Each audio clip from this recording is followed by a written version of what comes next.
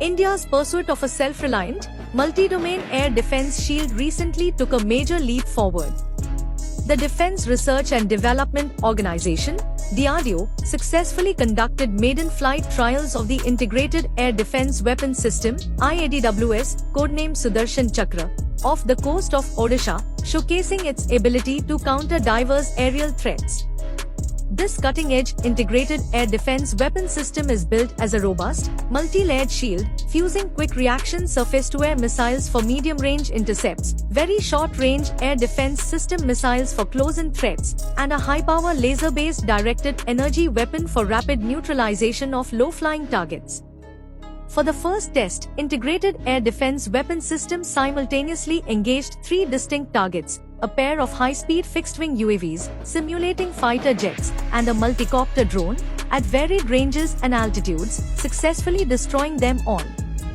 The system's performance was confirmed by data collected via range instruments, which verified flawless coordination across all components: detection, command and control, communication, radar, and weaponry.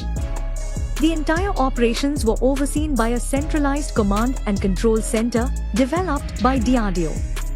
This hub seamlessly integrates the weapons and sensors, quick reaction surface-to-air missiles, very short-range air defense system, and laser-based directed energy weapon to deliver a unified and rapid response. Defense Minister Rajnath Singh lauded the achievement, praising DRDO, the armed forces, and industry collaborators for this proud domestic milestone. He highlighted that integrated air defense weapon system will significantly strengthen area defense for vital infrastructure. These successful tests are a key milestone in Mission Sudarshan Chakra, announced by Prime Minister Narendra Modi during this year's Independence Day speech. The mission envisages building an Iron Dome-style, nationwide defensive shield by 2035, using entirely indigenous technology.